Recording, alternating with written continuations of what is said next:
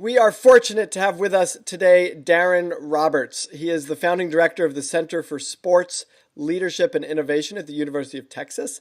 He spent 7 years as an NFL and college football coach after graduating Harvard Law School. And the book that we're here to talk with him about is Call an Audible. Let my pivot from Harvard Law to NFL coach inspire your transition. And it's a great book full of lessons.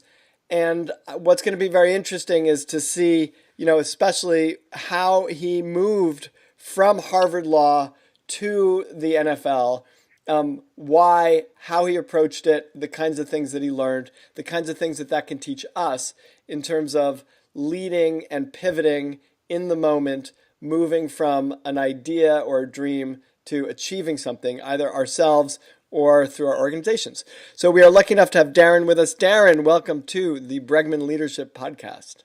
Hey, Peter, thanks for having me. So Daron, let's start with why you wrote the book in the first place. Yeah. So for me, it was a matter of wanting to tell my own story. So I went from law school to the NFL as a coach, and once I left coaching, I had a lot of people reach out to me and say, "Hey, I'd love to include your story as a chapter in my book," or I'd like to write a long article on you and sort of career pivots. So for me, it was an opportunity to sort of go back to my first love, which is writing, and really delve into the process and the experiences that I went through to go from law school to coaching. So it was a great process for me. It took 8 months, 6 days a week, 3:30 to 5:30 a.m., 2 hours a day.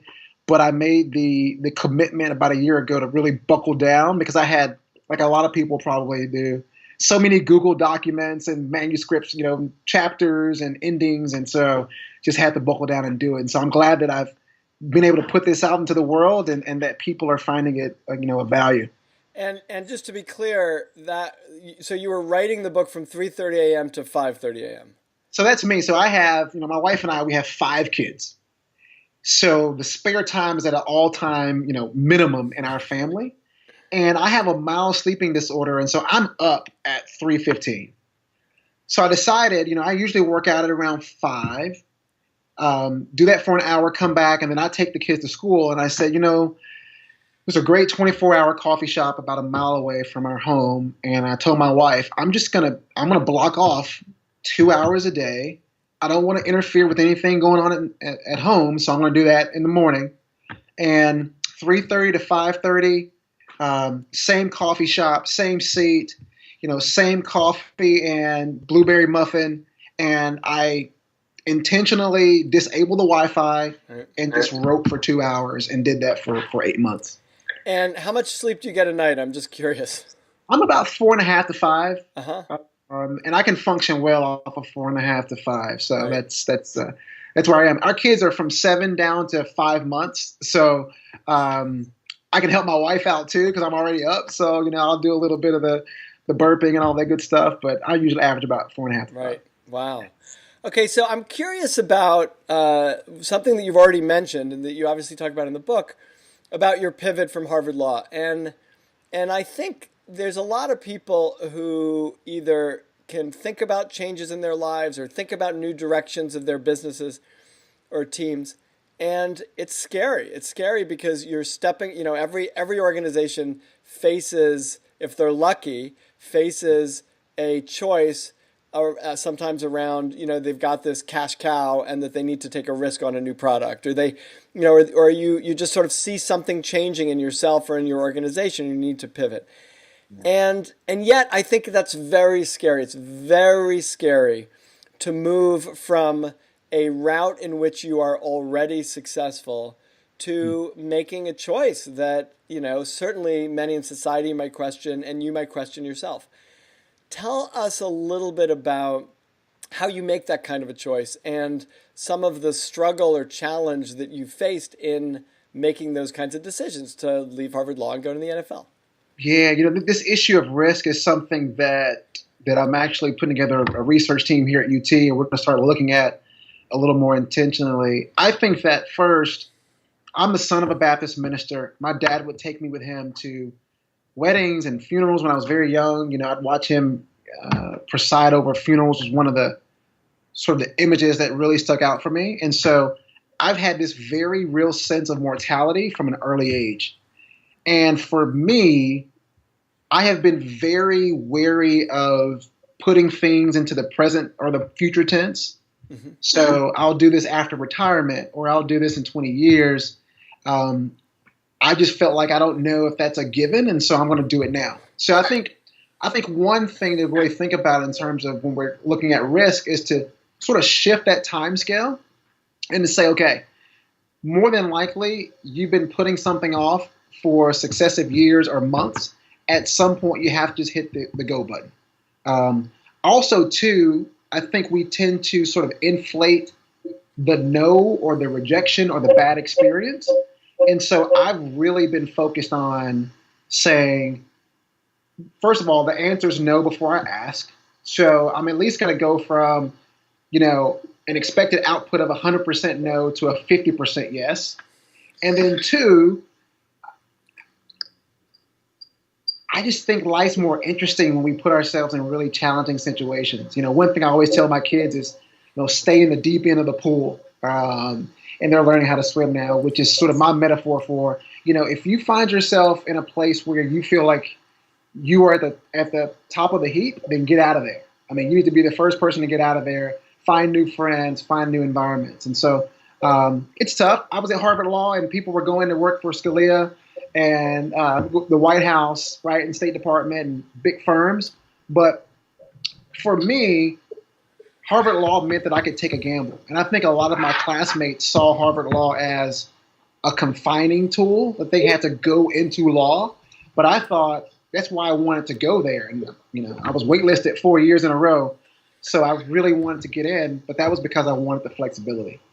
Well, that's so interesting. You worked so hard to get into Harvard Law. It was not a simple thing. You worked so hard to get into Harvard Law, and and then you made this decision to, in effect, leave it.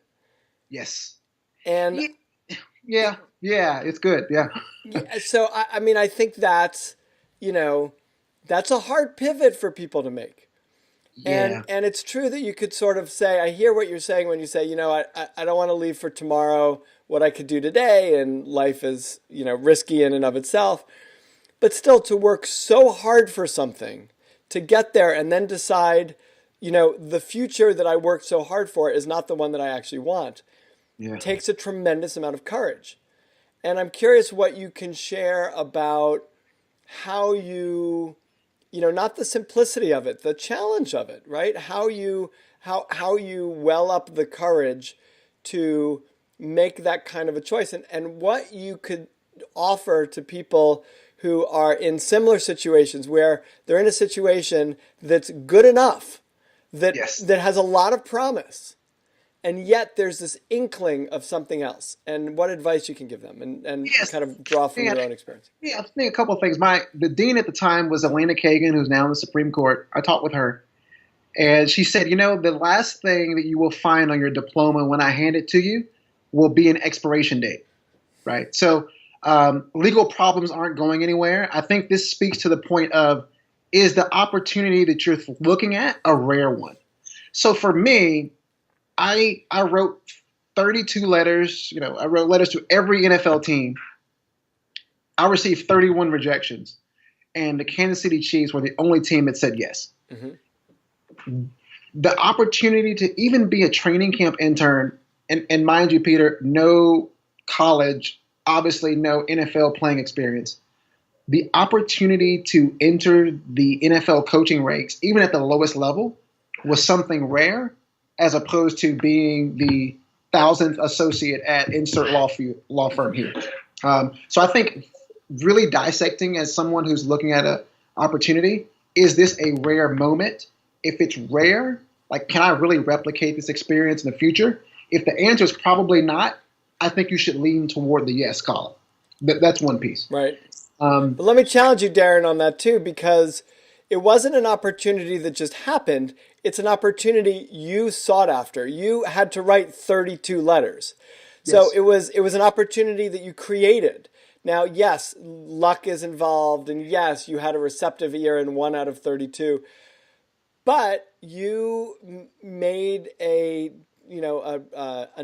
took the initiative to make a choice to say, I'm going to write 32 letters, which in and of itself says, I'm dissatisfied enough with what I perceive to be my future, even though it's kind of really successful looking, and I'm intrigued enough at this other thing. I'm going to try it. So maybe one of the lessons here, Daron, is you didn't sit at Harvard and say, okay, I'm going to go coach for the NFL. You said, I'm going to write 32 letters, which is Yeah, not the same thing. yeah, it's interesting you mentioned this because I think that I always will say that people, you dream in big picture, you need to execute with laser-like focus, right? A lot of people don't ever shift from Microsoft Word to Excel. And this is what I mean. We get stuck in the dream phase and, oh, it'd be great to be on the sidelines and hobnobbing with Bill Belichick.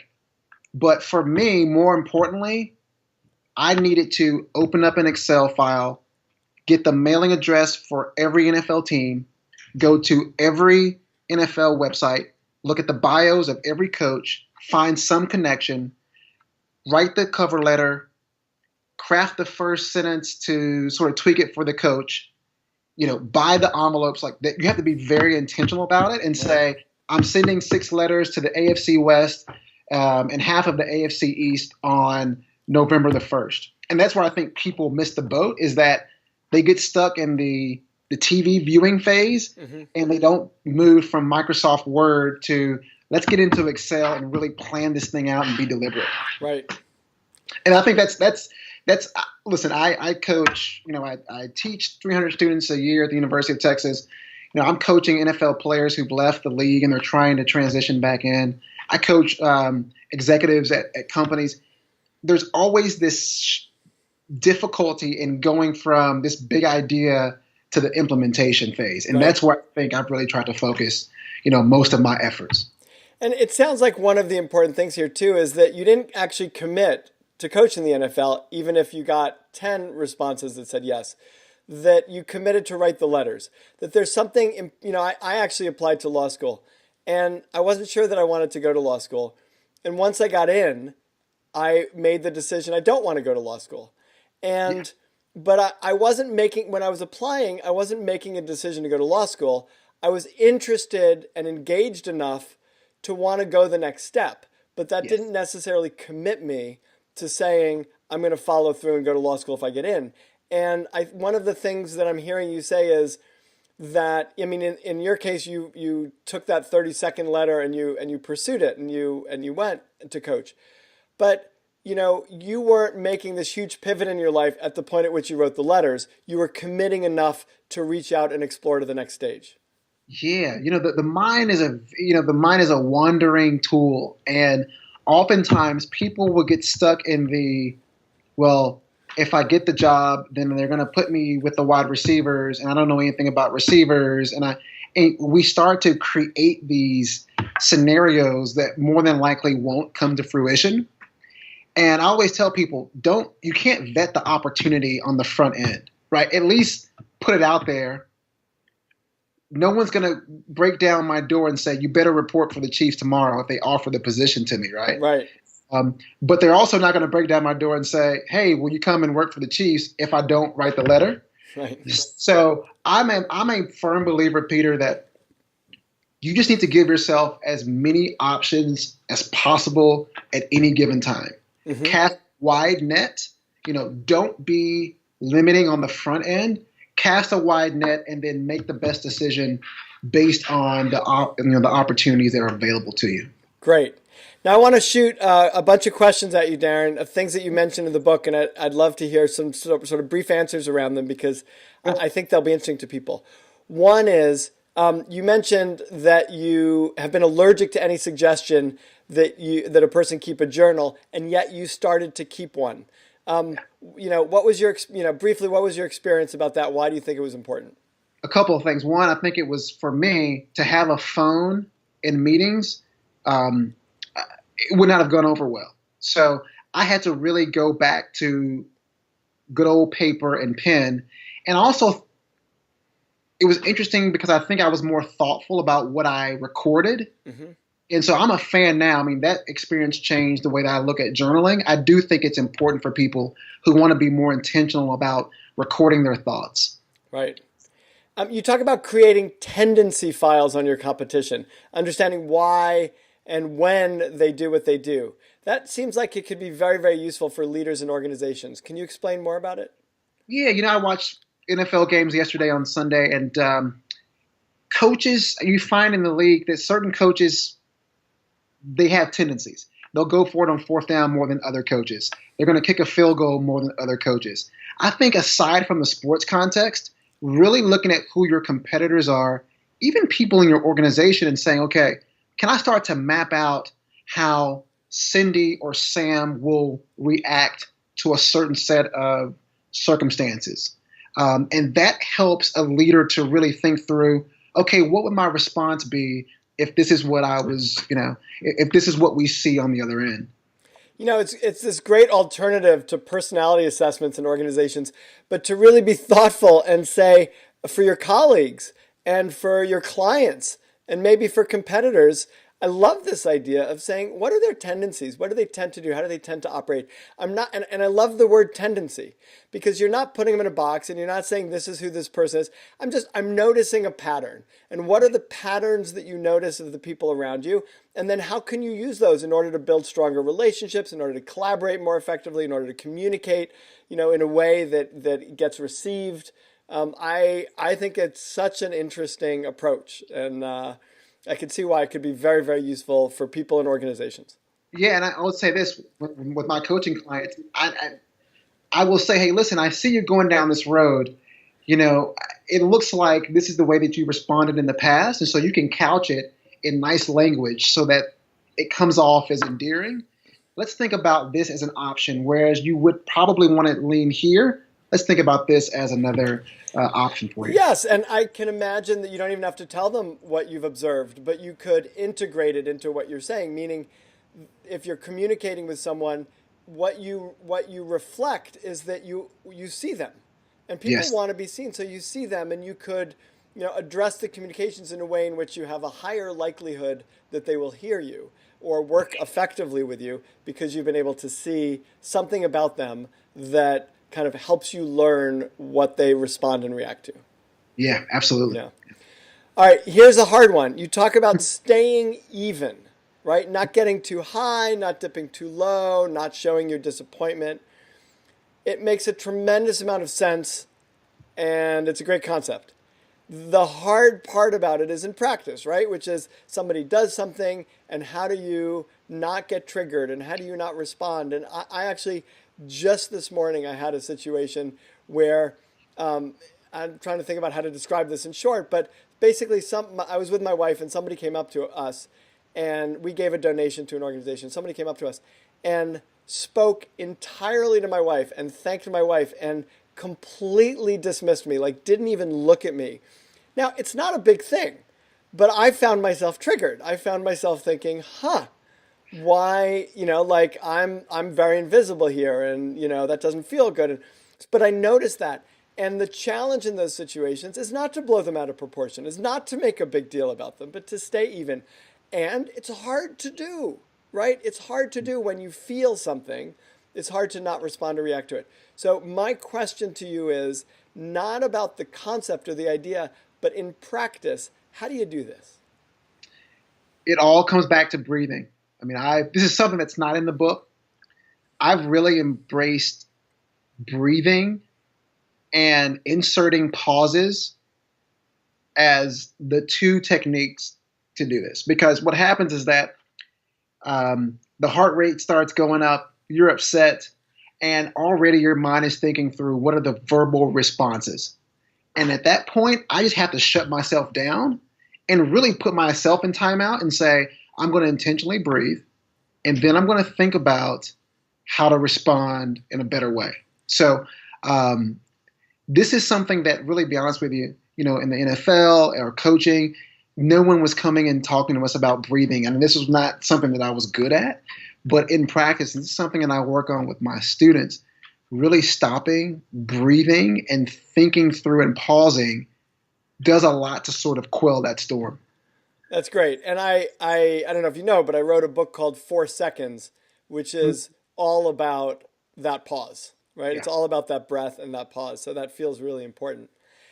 You say that if you want to advance, you have to overreach to become the ultimate party crasher, Mm. right? That seems to come with a risk that you end up getting dismissed. So, how do you balance the goal of overreaching with the risk of being rejected? Yeah, so I think that for me, it goes back to that calculus that the answer is no anyway. So I'm always thinking through, and I'm always encouraging people. You need to be applying for jobs that for which you are not qualified, right? If you can check all the boxes, if you meet all the requirements, this probably isn't a position that's going to challenge you. I think at the micro level within an organization, you need to constantly be putting yourself in a position that's stretching your mental limits, right? So if you're on the marketing team, is there a way for me to jump on another project that's going to really stretch what I know about marketing? I think it's just easy for us to always revert to the mean, and we get into this. We're chasing homeostasis, and we want everything to remain normal. For me, the most rewarding experiences are ones which are tense at times, right? Are challenging, but I come out on the other end and think, wow, I really grew because it's forced me to think in different directions. Now, I could imagine someone might say, I want a job as the leader of the organization, but I'm totally unqualified to be the leader. So let me actually apply for a lesser job, a job that can get me in the organization, that get me, and then I can work my way up. How do you assess the amount of overreach that's appropriate or that makes sense versus completely shooting for the stars and missing every single time? Yeah, so for me, I think it's a matter of is the industry new or not. So for me, I'm going from law to coaching, no playing experience. I need to go in at the ground level, right? No one was going to hire me to be the defensive coordinator of any high school team in America. No industry experience. Different though now, if I am looking, I'm in academia, I teach, I run a center for sports leadership and innovation. I could probably make a very good case to a company like Nike to bring me in at a leadership position because I've had experience, NFL, University of Texas. So I think it's a matter of, are you breaking into an industry for which you have no prior experience? You're probably going to have to humble yourself and take a position lower than you think you should have. Or do I have some bullet points in the resume that fit with the new position? If the answer is yes, then I think you probably have some legitimacy to kind of overreach and go for a position that may not match up with your background. That's great. You make a point, put yourself in a position to make a play, then make a play. Tell me more about that. Yeah, so one thing I found was that I walked into this organization, the Kansas City Chiefs, and we had employees everywhere. There weren't that many people who were just willing to do the work, right? Um, Everyone likes the idea of the work getting done. Few people like the idea of doing the work. And so I constantly put myself in a position to go from office to office and ask, hey, is there anything that I can do? Can I help you out with a project? Do you need me to scout this opponent? And so I think that having that willingness to constantly ask how you can add value is important. I listen to Gary Vee. He rubs people the wrong way sometimes, and some people love him. But one thing he talks about is adding value. That has to be the focus. And I don't care if you are a partner in a law firm and you're 55 or you're fresh out of college and you're 21. People who can add value and do it intentionally and with a smile, those people tend to get what they want in an organization, right? So I think you have to constantly ask to add value. And then once you get that job, your focus has to be on delivering. Any last pieces of advice you have for listeners after, all of your experience so far of moving from qualified to unqualified to then qualified, learning and developing and kind of getting in there? Any sort of parting words of advice? A couple of things. People always ask me, how do I find my purpose? I don't have great answers for that. I do think you need to take an assessment of what do you do when you don't have to do anything? What kind of readings are you consuming? What are you watching? What kind of podcasts are you listening to? There may be a thread there that will give you a sense of what you think you want to do. The second thing I will say is that you got to be intentional. Like, people talk about it, but you have to get into Microsoft Outlook or Google Calendar and color code different parts of your week, and do an assessment on the front end and the back end as to, hey, here are my top 3 projects. Did I allot the amount of time for those to become successful? So I think being intentional is key. Last thing, just to reiterate, I just think breathing. I think we don't breathe enough. We're scrolling on our iPhones, and we don't take the time to stop and pause and really reflect. So that would be my third piece of advice. And live life now. It's not happening tomorrow for sure, right? So make sure you're living it today. So everybody, as I give these last notes, take a deep breath. Maybe take 2 deep breaths as you listen to me. This will be it'll be the first step in taking Daron's advice and putting it into practice. Daron Roberts has been with us. His book is Call an Audible. Let my pivot from Harvard Law to NFL coach inspire your transition. Daron, thank you so much for being on the Bregman Leadership Podcast. Peter, thank you for having me.